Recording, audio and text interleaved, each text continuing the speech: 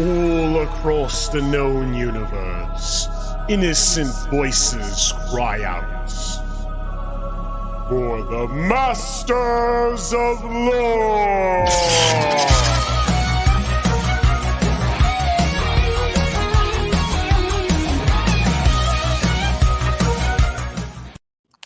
What's up, everybody? We are back. John Delarose here with another exciting Masters of Lore episode. This time we have a super special guest, Chuck Austen, who I'm thrilled to have here. I actually just read through his entire X-Men run this last month, which is actually pretty long. You could get one of those nice like hardcover omnibuses out of it. So we'll try to petition that to Marvel. And I never read it when I was a kid, and I was not an X-Men guy growing up. And I was a Spider-Man guy growing up, and Marvel and DC like to flood the stands with like 20 different titles of each one so that you can't physically go to another company, I guess, or break your budget. So that's where I was at. I was just on the Spider-Man line. And let's see, you started with that, like, was it 2000, 2001, 2002? When was that? Somewhere in there. 99, actually. 99. Yeah.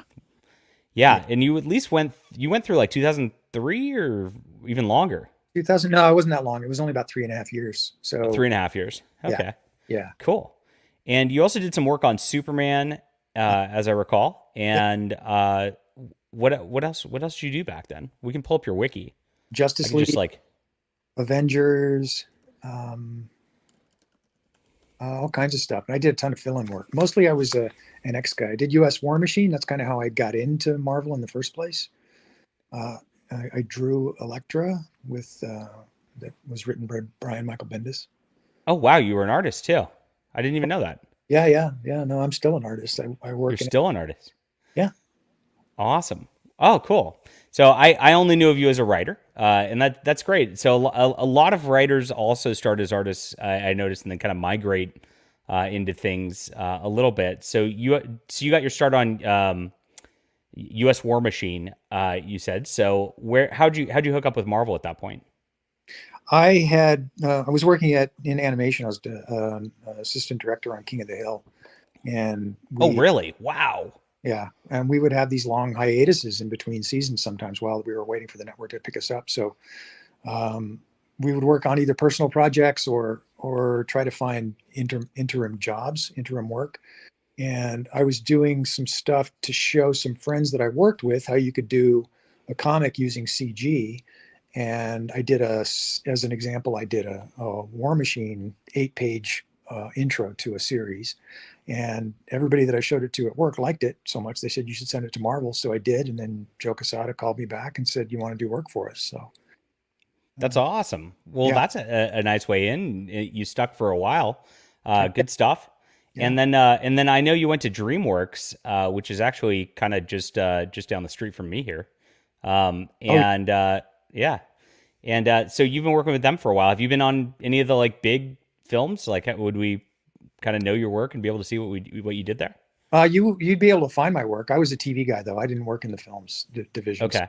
On She-Ra and the Princesses of Power. Oh, nice. Rocky and Bullwinkle, The Croods. I helped out with Kipo a little bit. I was pretty much an all-purpose guy who would bounce from project to project at DreamWorks. Was it on the writing end or also on the animation?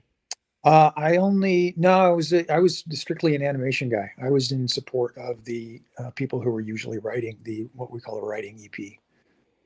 Nice. I haven't delved too much into animation stuff, but I mean, I guess my experience with it is just reading about Carl Barks and his history with Disney there, and just amazing. I mean, that guy's probably the most talented person who ever lived. I'd probably say it. I'll go that far with it.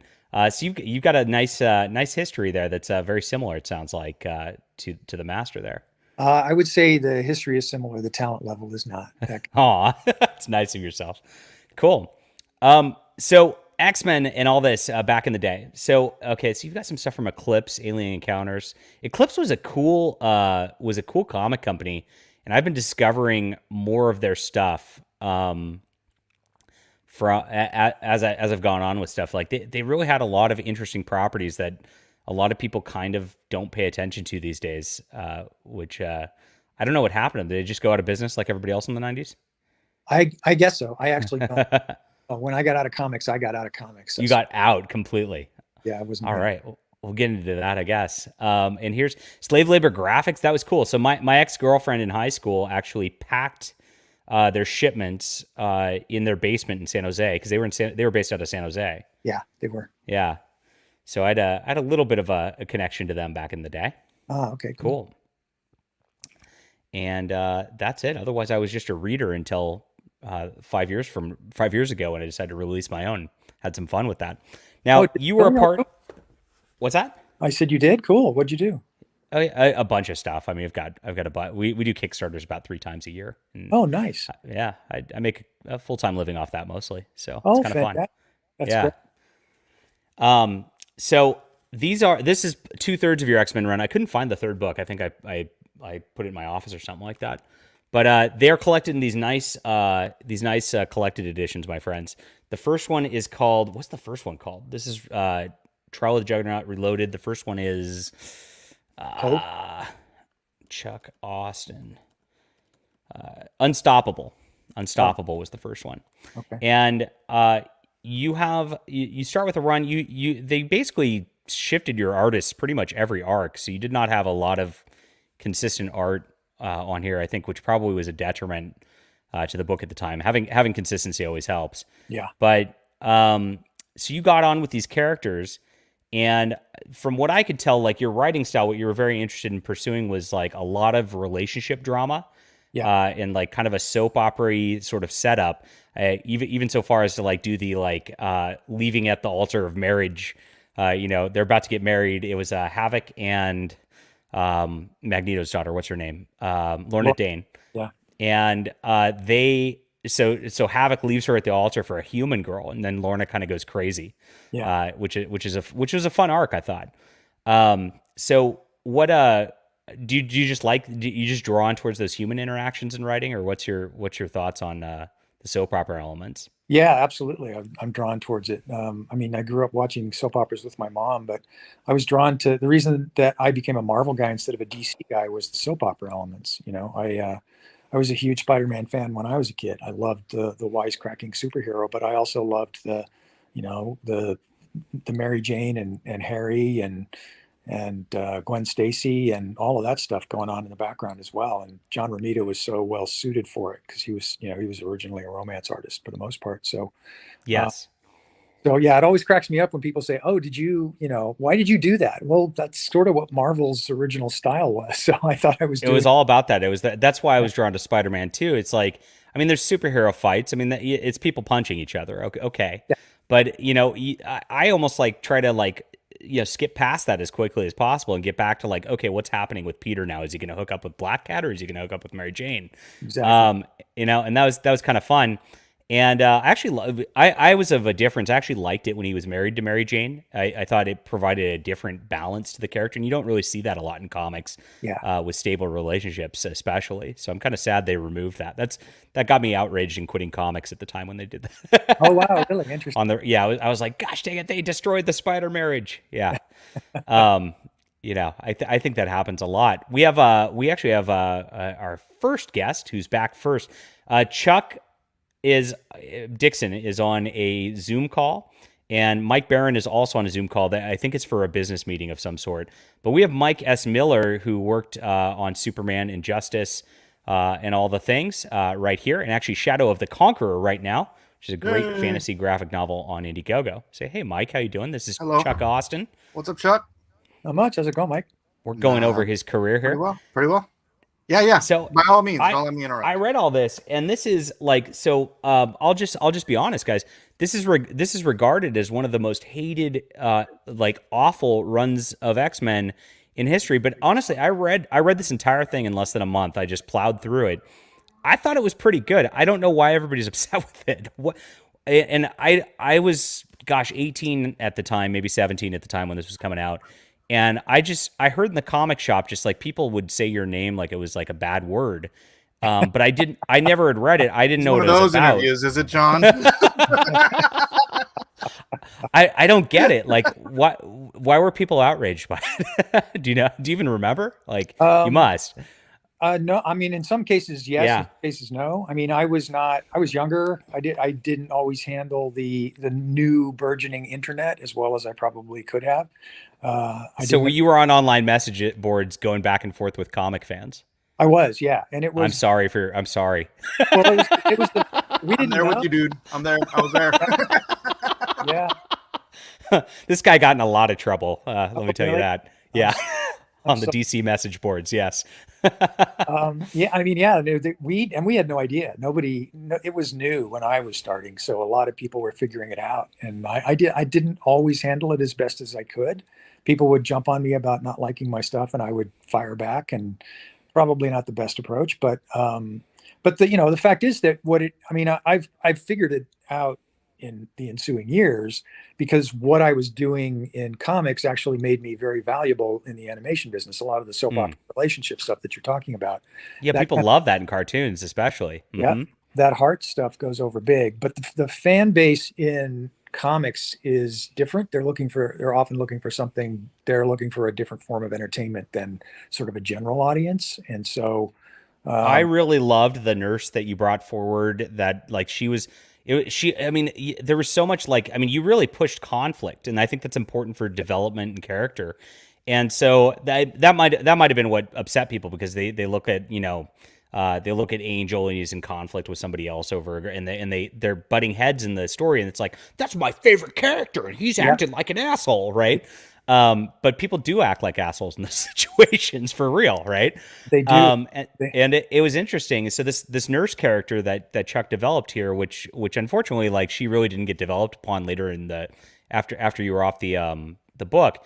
Like, her whole premise was she was fearful and hatred of mutants, kinda, but it was kind of just fearful because her kid was manifesting mutant powers, and she just was afraid of it, didn't want anything bad to happen to her kid. And then she also had an attraction to Havoc, so that created a very interesting relationship dynamic, which I really thought it was awesome. And speaking of awesome, here's the other Chuck for us. Here's Chuck Dixon, who's joining us also. Welcome back. The Chuck power squared. of Chuck. Chuck squared. Yeah. So I thought that was cool. I thought what you did with the Juggernaut was awesome, also, because the Juggernaut before was just, a very one-dimensional character. He just runs into things. And and then you actually humanized him by making him actually care about a little kid. And actually the kid was in an abusive situation, and then the Juggernaut actually was trying to help him with it. And it was a good redemption story, and I like redemption stories. Oh, thanks. I'm glad you enjoyed it. Yeah. I don't know. I don't know why people are upset with it. I know why. There was one spot, right? I know the Nightcrawler element. So Nightcrawler was a priest at the time, and you set it up so that Nightcrawler was actually being duped by some evil organization that was faking him being a priest. And also Nightcrawler was not able to control himself when it came to having lustful thoughts and things like that. So he was thinking he was a bad priest. And so that's what, as I actually saw this on the internet, that's what people, I guess, were primarily outraged by, was the portrayal of Nightcrawler at that point. Interesting. Am I right? Because he was imperfect. I don't know. What? Because he was imperfect. Yeah. Wow. Yeah. Weird. Yeah, Nightcrawler I never heard that, so I couldn't. No? Okay. I mean, I saw that, It just but- seemed like people were mad in general, so I just. They were just mad in general. People on the internet like to complain about things. I don't know if you guys realize this. Wow. I have Glad I heard that. tuned in. No way. Never read the Pork comment. Hunt, thank you for the $5 super chat. Hail, Chuck. Loved Kelsey Kirkland, Lionheart. Great addition to my Excalibur mythos, too. Oh, cool. So, Thanks. I enjoyed awesome. her too. This is the first time the Chucks have outnumbered the mics on this show. Usually they're, yeah. The other mic's going to show up and balance things very shortly here. So, did you guys didn't know each other back in the day at all? I think we met at a con many, many years ago. Yeah, we did. Yeah, but just, I was a fan early on of Mr. Austen's work. So, and I've been a fan of Chuck's work forever. oh my gosh, it's the Sammy Maudlin show. Beautiful. God. Yeah. He just called you old, Chuck. It's- That's what he did. That's what he was doing. Yeah, sadly, that makes me equally old because I remember it. Yes. Yeah, we were getting into the business around the same time. So Yeah, we were. Yeah. we are contemporaries. Yeah. Oh, Yeah. here we are. A legendary Mike Barron here. Look at my all-star cast. I got all these awesome dudes, and then there's me. So, But you're Sweet. prolific, John. I'm trying to. So I saw what Chuck Dixon was doing, and he just writes like 50,000 comic books per year. I know. That's on a I've bad asked year. Chuck to slow down. Yeah, Well, I have that's why to. Mike invites me on these podcasts. I think he thinks it'll make me slow down. And so I'm trying to emulate that because I think that work ethic is a good thing, and I really like it because if you look back, I mean that's what Stan Lee was doing, that's what Roy Thomas was doing, that's what even before that Robert E. Howard and Edgar Rice Burroughs, the pulp guys were just cranking out words, and that leads to awesomeness because you never know what you're going to come up with. That's my thought. I don't know. I'll go with that. Sure. You'll go with that? Cool. Yeah. Some pulp guys are better than others. I was just thinking Yeah. about that the other day. Anybody remember Rex Miller, who wrote a book called Slob, about a 500-pound serial killer? Yeah. Those were great No. books. Yeah. I don't know. I've been reading Darwin Cook's adaptation of Richard Park's That's great, Richard too. Stark's Parker. Yeah. My God, those are the best comic books I've ever read. good I mean, stuff. they're really good. Yeah. I don't know about the books though, but I mean, it seems like those were old pulp crime books. Is that? Yeah, they were. I don't know much about those. Paperbacks. I mean, he wrote. Westlake wrote them into the 90s. Mhm. But, they were paperback originals and then were hardcover originals later on, as they gained more of a following. Yeah, I mean, they've been made into movies so many times. I've lost count. Okay. So I was just kind of covering Chuck Austen's life here in comics for the most part, just so that the chat kind of knows who he is. Because he did, I mean, this guy's done a lot of work, guys, and he should be more revered than he is, in my opinion.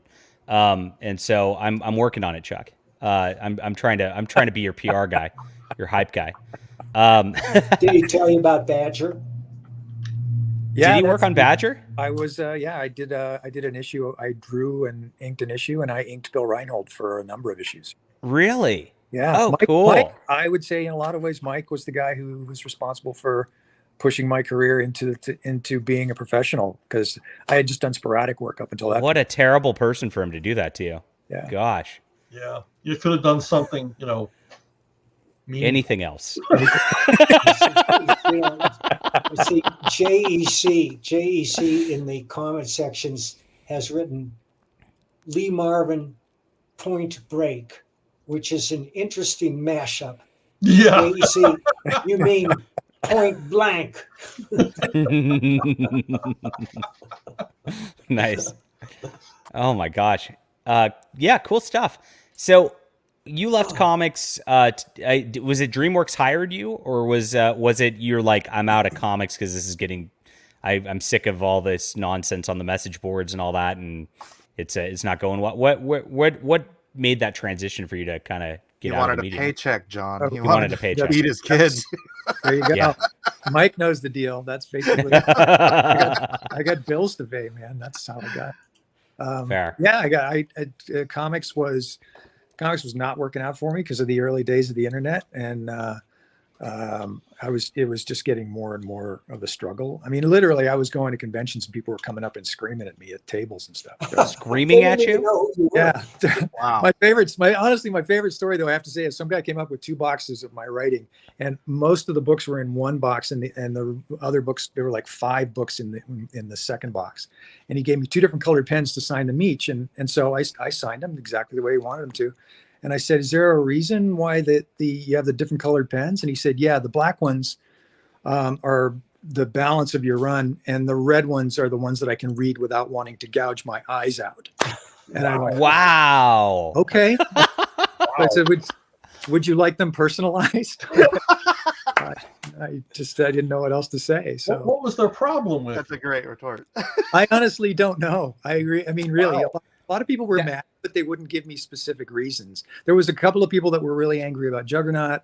There were a few people. I loved the Juggernaut story. That was the best part of the whole deal. Well, that's one of those things. You never know. I mean, I haven't worried about this in like years. But I'm curious. I mean, so part of the problem was the franchise you were on. I think that was a big part of it. Yeah. And it was also, it really was the beginning of sort of internet fandom. And so people were really, I mean, as bad as things are now, they were a lot worse then because they nobody knew that there was ever supposed to be a filter. So they just repercussions. Have you been on twitter.com? I mean, you don't sound like you've been on twitter.com. I don't spend much time online since 20 years ago, honestly. Brilliant guy right here. He learned smarter than all of us. Don. We messed yeah. up. So we have to be more like him. Slaughter some sacred cows or something? Why were they so pissed off? I like I said, I don't know. Huh? I talked about his run a little bit, like and like I said, I've got the trades right here, which are fantastic. I really thought they were good. And I think it's the franchise you're on. I mean, I remember I did some Transformers stuff, and I was terrified because those fans are so rabid. Yeah, but I got through without any blood being drawn. I've heard Batman fans are the worst. Like when I talk in circles, I've actually heard Batman fans are actually the ones who actually will go at you the hardest on things like this. I've never experienced. Never, huh? Then again, I am 6'3", so. Oh, there oh man, Tom Brevoort once told me that Thor fans were the worst as far as he was. Thor fans were the worst. Yeah, interesting. I guess it has to do with the length of the series and how devoted people are. So X-Men's a tough one though, and I've never really gotten into X-Men. I don't like team books in general because I find there's not as much character development, really not as much you can do because a character can only really have center stage for like a couple pages, and then you have to switch to the next character, etc. For a team book, and that's why I really never got into X-Men so much, or never got into the Avengers so much compared to like drawing the team solo books. Oh. I'm sure having to draw a crowd every single panel. It sounds great. It's like 2 or 3 times the effort of drawing a single character book. Yeah, that's why on all those old Justice League stories they always split up. That's right. So on that level, was that a challenge you thought you handled pretty well, or like because you had to pick? I mean, what happened? Did editorial tell you which characters you got to work with, or how did that kind of work there? Oh, are we back to talking about me again? Oh, yeah, this is all about you. Yeah. No, actually, I was a third tier guy. So they most of the characters that I got were the ones that were sort of available or left over. So okay, third tier. Uncanny was third tier. I was third tier. I don't know whether Uncanny. You were third tier. Okay. Grant Morrison. Grant Morrison is the other writer. I don't remember who the second guy was, but I was usually considered the guy with the leftovers. But I didn't mind that because then you get to work with the characters that nobody's done much with, so you really kind of get to figure out where they're going to go entirely. You brought in Husk pretty readily into this, who came from Generation X, and I was actually really big into Generation X for like the first year when my allowance allowed that. When was that? I was 13, so I really liked seeing that character and having her develop because again, she just like you said didn't get much development after that.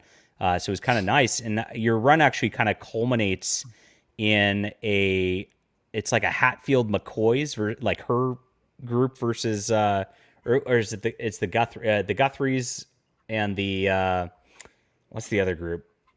I'm blanking. Right? Don't ask me. It was 20 years ago. Okay, that doesn't help. Oh well, but I liked it. That's what it came down to. But the real reason we're here to talk today is you've made your triumphant return to comics, which is fantastic.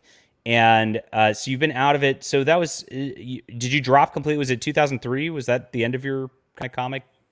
Yeah, I was gone at that point. Yeah, 23 to 2022, and I actually discovered you by accident. And it's because I was looking up Patrick Olive. How do I pronounce it? Olive. And I really love that guy's art quite a bit, and he's been one of my favorites. He did Spider Girl for the beginning of it for the first, like, I think 30, 40 issues with Tom DeFalco. Yep. And that was my favorite book of all time, still is my favorite book of all time. And so I was just looking him up, see what he's doing now, and I came across the first issue of an Amazon original, which is right here, called Edgeworld. I was like, holy crap, this guy's doing this. And Chuck Austen, I remember that name.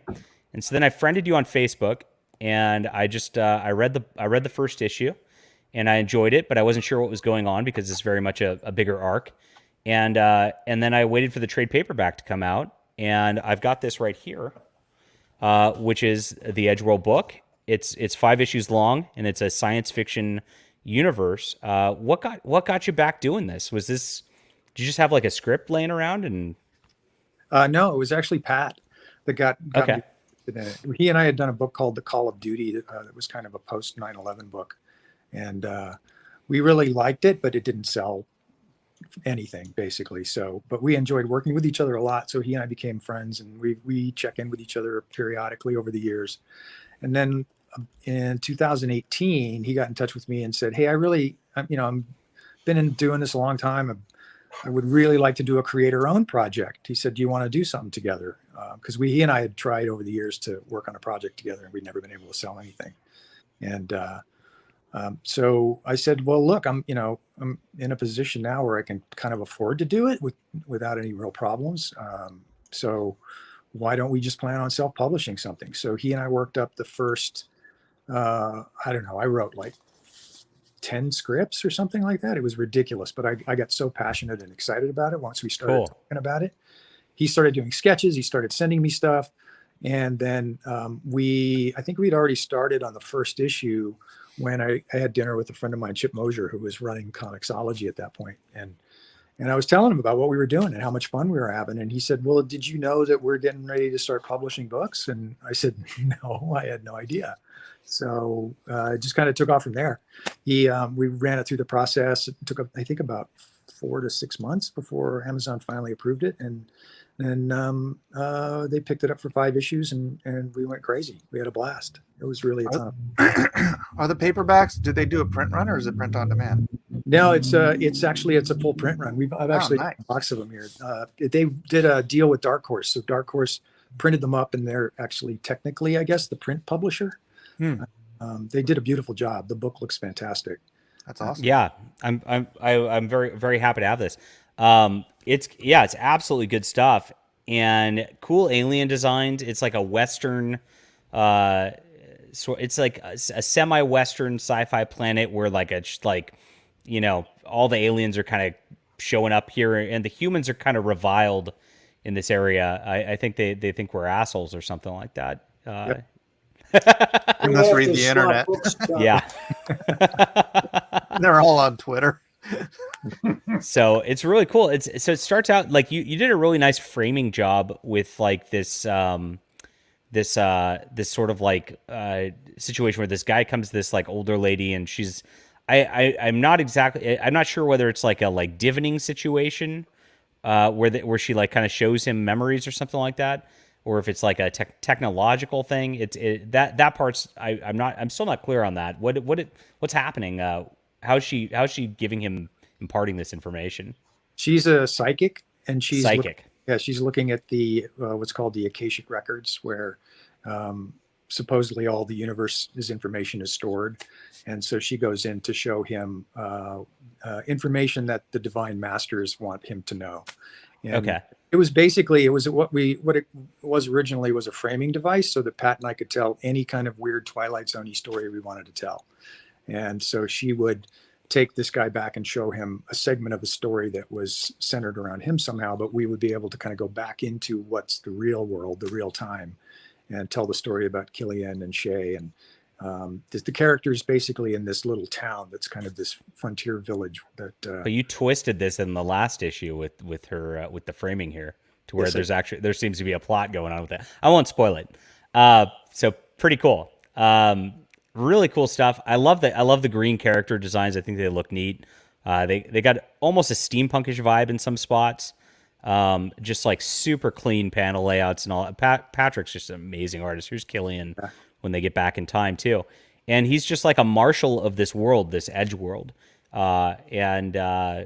So where did all this come about, and what's I don't know, tell us a little about it. Well, I'm a John Wayne Western fan from way back. I loved watching those as a kid. My grandmother and grandfather and I used to sit around and watch them together, and so it's a sort of a part of my DNA. And I've always wanted to kind of go back and do something like it, but nobody's interested in Westerns anymore. So I thought, well, I'll give it a science fiction twist.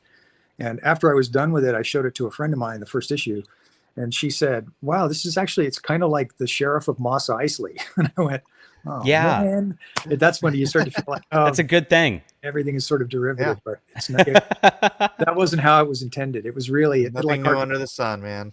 yeah. But it just Well, goes I mean, TV shows that I loved, like, Lawman, Gunsmoke, things like that. So if you look at Star Wars, or especially The Mandalorian, I mean, those are literally cookie cutter Western Space stories. Westerns. Yeah, Space Westerns. definitely. So they're actually derivative of the Western genre, and they put a little sci-fi skin on it. Right. So if you look at it that way, the Western does continue on, and it's not that you're necessarily going for those, but it's easy to compare it to those. I mean, it's easy to compare it to Firefly for the same reason, right? right. This does not. I would say the characters in this are nothing like Firefly, but it's still the world building feels a little bit like It's its own to some genre. degree. Space Westerns. It's just Yeah. its own thing, Yeah. I Good love it. stuff.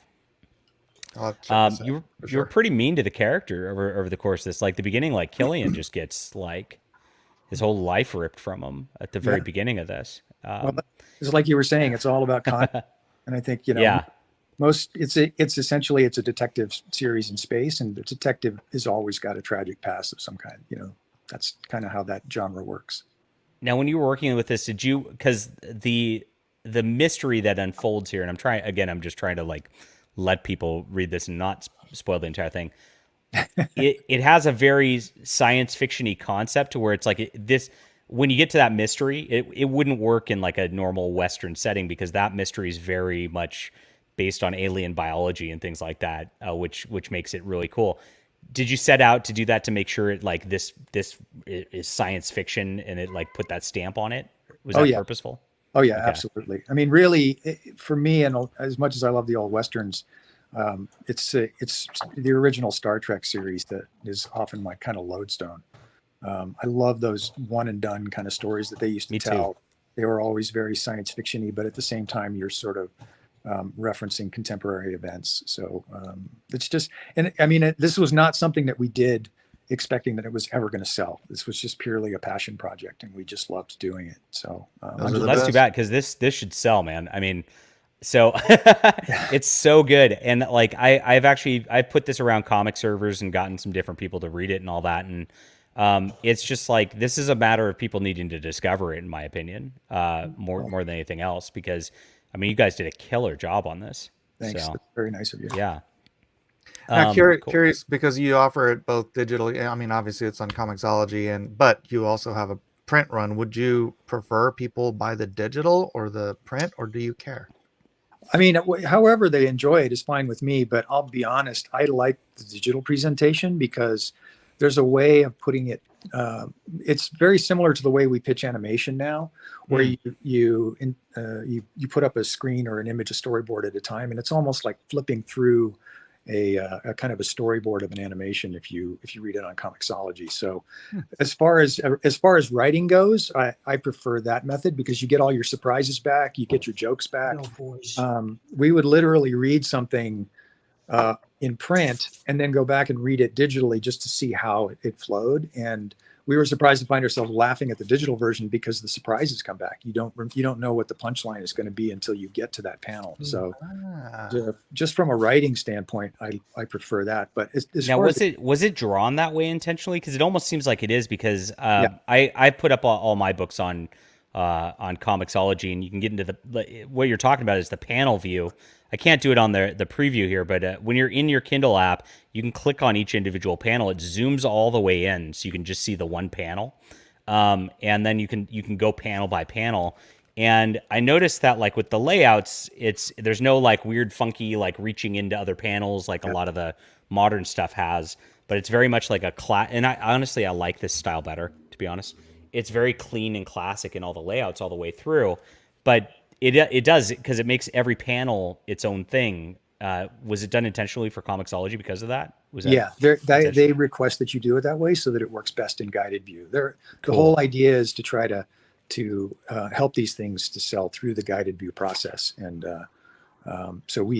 it's also, I mean, if you've ever done, you can actually do your own books through the guided view process now. And if you load them up and they've got all of those things like broken panels or really weird shapes, it takes a lot longer to form. Trust me, I know. I've done it. There you go. It's awful. Hey, I'm gonna put the link in the chat. Oh, dang it, the link's too freaking long for this. If you have Amazon Prime, you can get this for free. Yeah, I know, it's pretty cool. That's awesome. Also, I think you should have a word with Amazon, because you put your name in, all these X-Men books come up. This should be the first one that comes up. That's a good point. I'll talk to him about it. Yeah, right. I mean, if it's a Comixology book, it should be prioritized. Yeah. All right, I'm getting this. Cool stuff. And when this was a weird thing coming out with the comic shop, and I talked to you about this. Like, I went into my comic shop, and usually my comic shop's actually pretty good about picking up the indie trade paperbacks and things like that. Wasn't there, right? And so I had to order it, and they took a long time on the ordering of it, like to the point where it's like I was sitting there for weeks, like, okay, is it coming? And so there was some weird distribution issues with this too. I don't know if that's just the state of distribution right now, or if like these kind of get lost in the shuffle because they're on the indie side. But interesting stuff that I think that like that's a little painful for the momentum for the collected edition here too, unfortunately.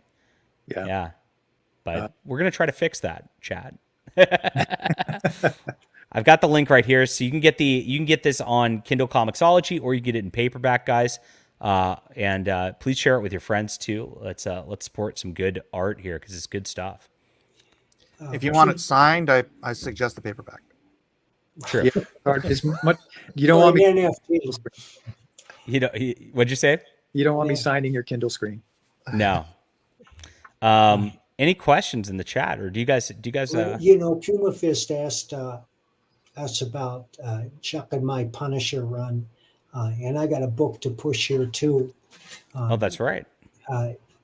The Private American, which is what the Punisher would be if I were writing him today. The book is nearly finished, and it concerns. Well, could you play that video? I'll play the video, sure. All right. Let me have to redo it so sound shows up, because technology is not perfect yet. But here we go. Here's the video for Private You're ahead American. of me. America's southern border has become a war zone. Human traffickers, drug smugglers, and terrorists flow across the Rio Grande with impunity, secure in the knowledge that no one will stop them. A distant federal government lectures Americans on their privilege while punishing overworked Border Patrol agents who were helpless to stem the tidal wave of invaders and determined migrants.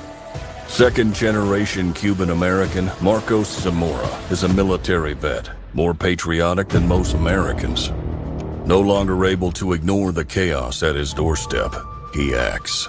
Joined by his best friend Gus, they hit the border every night, saving lives while stopping violent drug cartels and other opportunists. The government reacts with fury at Marco's attempts to preserve American sovereignty, deploying the full might of their enforcement agencies. But Marcos understands that the only thing the rich and powerful fear is bad publicity, and he records every encounter. Whoever he is, this Private American must be stopped. Illustrated by Richard Bonk and written by Eisner winner Mike Barron, Private American is his version of Captain America, and maybe a little Punisher, taking part in this ongoing, violent, and very real battle of good versus evil in the war for American sovereignty. Grab your copy at theprivateamerican.com. We have a secure border, and that is a priority for our administration. Rocking. Thanks, John. Great video. Man, those cool videos are just like, they help sell so well. So I picked this up too, guys. Of course, Mike Barron is a great friend of the channel, and he's a legend, guys. So if you've not read his work before, this is a great spot to start. And of course, you can go back and find all the awesome Badger and Nexus stuff that's out there that is fantastic too, and his Punisher too. Punisher probably doesn't get you any money though. So Well, every now and then I get a check for like $37. Chuck knows how that way. Oh yeah, yeah. Ethan Van Sciver says Chuck Austen looks exactly like Richard Bonk. Interesting. Yeah. Separated at birth. Yes. Good stuff. So Puma Fist says, I have a question for Mike B and Chuck D. I want to know what they think about the Punisher not using guns now. What? And what do they think? Is that true? Yeah, it's true, and it's no longer the Punisher. The Punisher is now an embarrassment to Marvel. They're looking for ways to kill him off, and while they're doing that, they're producing these treacly, awful stories that have nothing to do with who he used to be and what he Frank should brought his family back to life. That seems very not good for the character. I don't know. What? The whole point is the family drama that he's mad that his family's dead. So I don't get that. Well, at least we have Terminalist. Yeah, I'm dying to see that. Nice. Yeah, I remember. If anybody has questions at this point, I've ran out of my my summary of Chuck Austen's life. Did I do okay? Like in terms of like going over your bibliography and all that? Yeah, I'm generally a fairly shy person, so you did way more than I needed you to, but thank you. Okay. Excellent. So yeah, if you guys have questions, we have a guy who wrote the X-Men for like 3 years. It's pretty badass. And of course, we've got our other panelists too, who are okay too. Who is the artist on your run? Oh, there were so many different artists: Sal LaRocca, Sean Phillips, Ron Garney. Oh, nice. Sean Phillips did one issue. Let's be clear. I'm a big Sean Phillips fan. He did. Right? He did. I think three. And that was an arc. If I could have, I would have kept him for the entire series. I love Sean Phillips. Yeah. And I was it? like, yes, when he showed up on there. Yeah. He's really a special talent. Yeah. So Ron Garney's really good too, and very underrated also. Ron is fantastic. Yeah. He doesn't get enough love. I'm not a huge Sal LaRocca fan. I'm not gonna lie. Oh, really? So, I love Sal. Yeah. Love Sal, and he's awesome. He's great to He's a hang good out. guy. Yeah, he's a nice guy. So Ron was supposed to take over Adventures of Superman after I left to do JLA stuff, but I guess that fell apart. I don't know what happened. That was he probably ended up doing X-Men or something. I don't know. Yeah, that was back in the day when they were stealing from each other and Yeah. signing long-term contracts, and yeah, it was a different Is world. this a real question or a troll question? What was the inspiration of Like Warm Sun on Naked Bottoms? Oh, Is that? Oh, you're laughing, so you know what this is. it's a novel. I've written like 6 novels, and that was the Really? first I ever wrote. Let's look. Yeah. Hold on. Let's go to Amazon. Is it on Amazon? It is on Amazon. Yeah, they're all on Amazon. Wow. I was the inspiration for it was I was unemployed for a year, and I needed something to do to keep me from going. That's why I started writing novels. Is that really it? It's great motivation, isn't it, Chuck? It is. It's like I got. I don't want to get a job. So No, that's the whole point. This is why we write. Why I write. Yeah, so we don't have to get real jobs. That is the whole point. Correct. Okay, so how do I find this? It is called.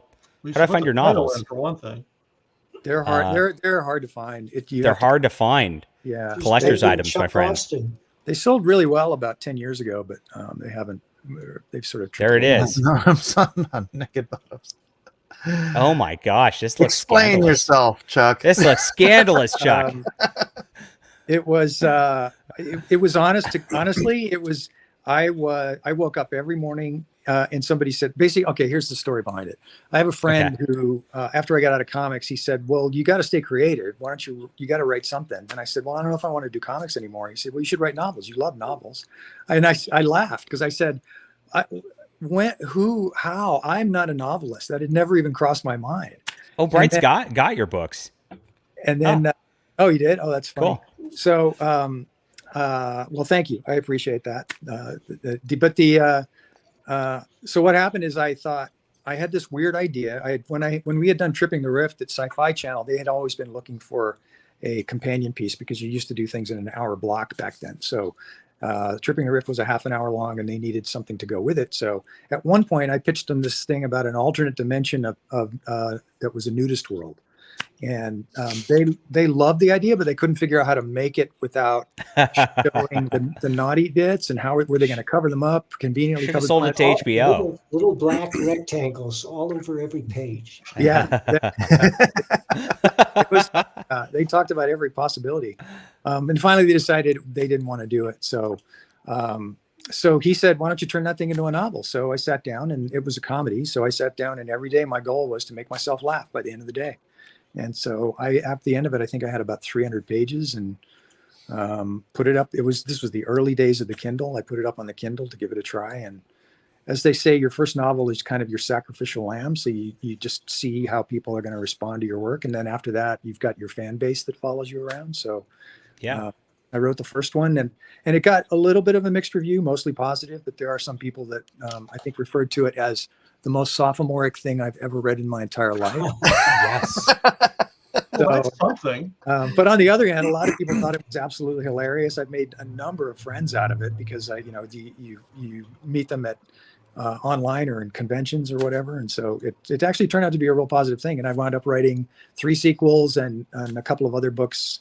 One crazy mystery based on an old P.G. Wodehouse public domain novel, and just because basically I can't write anything that makes me money. I have to write things that are just fun. Yeah, that review would fit for pretty much anything Mel Brooks ever did. There you go. There you go. Yeah, Wodehouse is cool. I mean, this is you're talking good stuff here. Inspired you? The first one, something new. Oh, okay. In fact, the rewrite is called Something Old, Something New. Okay, cool. Awesome. Cool. Well, that's all I've got, my friends. My audience says they're very sophomoric, so they want to buy this. So here, I'll throw the Amazon link to this book right here in the chat for you guys too. $1.99 on Kindle is easy. Let's do it. The sequel is called Pride and Nakedness. Cute. His War Machine, This Is You, is ahead of its time. His work with the Juggernaut was the last time the character was interesting. Wow, I agree with you on the Juggernaut. I have not read your War Machine, so I'll have to check that out. Cool. Yeah, Awesome. not really deeply delved into character. So Yeah. let's see what Chuck's been up to this last week. Can you now reveal anything that you were? No, I Yeah, still can't reveal anything. Damn it! Reveal it, Chuck. Reveal it. No, I can't. It's all in the works. Yeah. Dang. Hey, well, I can tell something I'm working on. I'm adapting Laptop from Hell into a graphic novel. What's Laptop from Hell? Hunter Biden. Oh, you're doing that. Oh, Mike, you're gonna get in trouble. I'm what in you're gonna trouble already. Chuck led the way, and if you haven't Chuck seen led this the with- way. yeah, with Clinton Cash. Which Chuck? Oh, Dixon. the other Chuck, Clinton Dixon. Cash. Yep. Tell us how this happened, Mike. Well, I have an editor that I've been working with for years, and he moved to a new publishing house, and they're interested in doing it, and they're ready to go. I talk about these things, but no contract has been signed, no check has been delivered. But he's very serious. Then you shouldn't about talk about it. That's never a good idea. Wait until you get paid. Don't you know? He just wanted to show up, Chuck. You're right. I made it up. He's just doing a passion project. He doesn't have the rights to it. I'm doing my man. own version.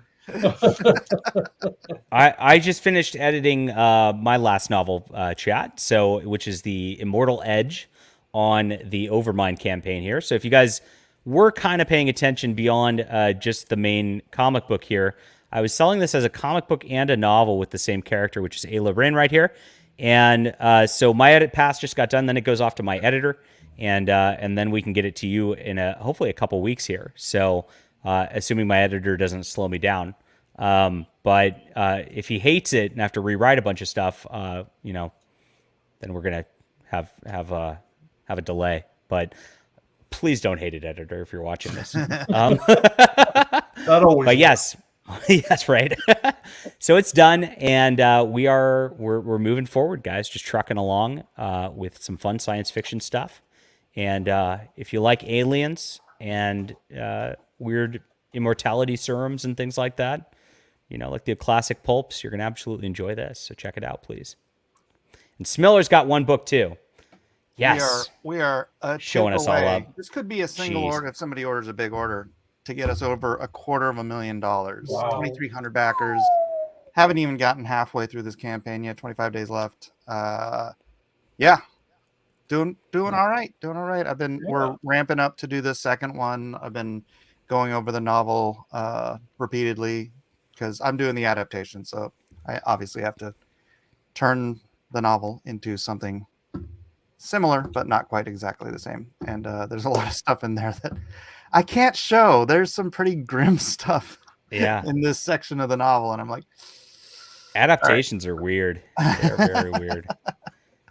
But it's, cool. it can be fun, but it can also be very daunting. So Ethan Van Skyver says, I remember Chuck Austen writing Uncanny while I was doing fill-ins on New X-Men.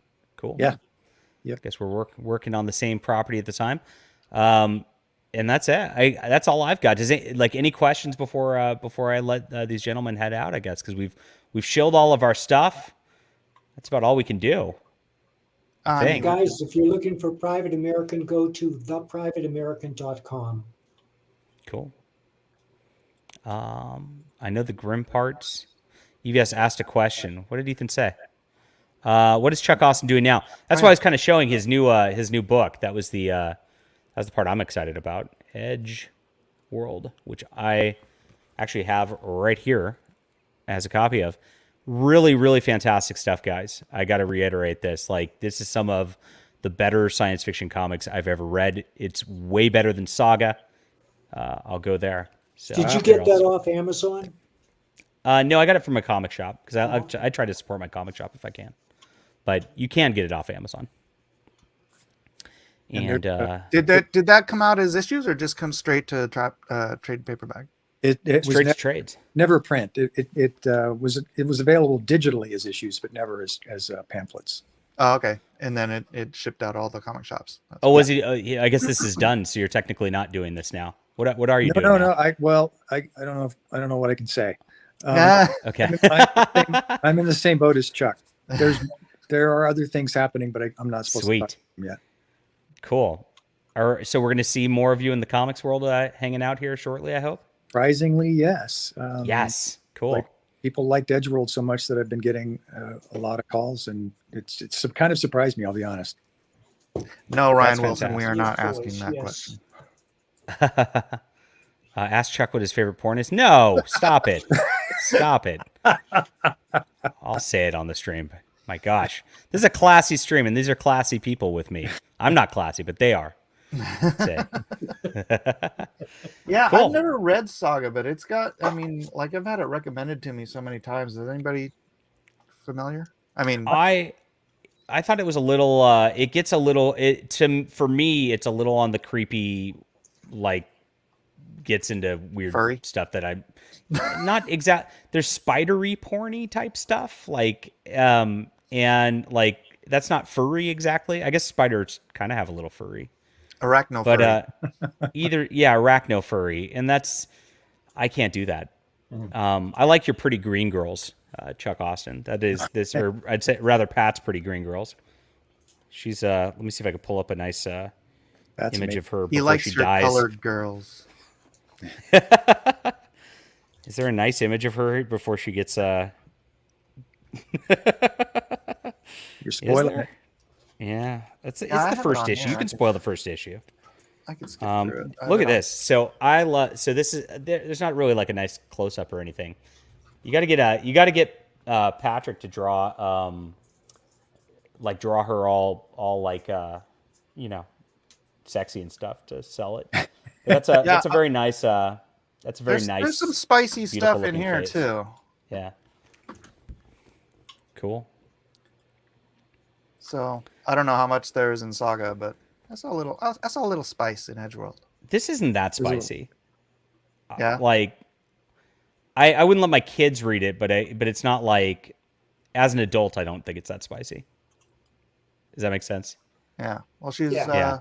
she's much hotter than the current She-Hulk, I guess. Cool. So is Punisher. All right. Well, that's it, my friends. Let's bring up today. Bass Reeves launched. Bass Reeves Yeah, launched. can we That bring looks that cool. up and, Bass shout that out? Reeves. This is true. So this is by David Williams, Kevin Grievous. Kevin Grievous, and Gabe El Taib. Awesome group here who's working on this. And this came out today. We've got 47 backers on it so far. Bass Reeves, of course, is the inspiration for the Lone Ranger. He's like a real, actual, I guess, historical figure. I don't know how much this is a historical book versus how much is a fiction book, but it looks really cool. So check it out, guys. Largely accurate. It's largely accurate? Yeah. Okay, so you know about it. So you've actually gone into it. Sweet. And Dave Williams, one of the greatest artists in comics, working the last 30 plus years. Cool. There you go. And Kevin Grievous, creator of Underworld, although, when it went to film, then it was co-created by, what was his name? The director guy. He kind of jumped on board. The Underworld, like with that, what's the gal's name in it? I like that actress. She was pretty. Kate Beckinsale. Yeah, she was classy and pretty. It's a combo. Yeah. Well, except, favorite. she and the director got together during the did movie. They were both married.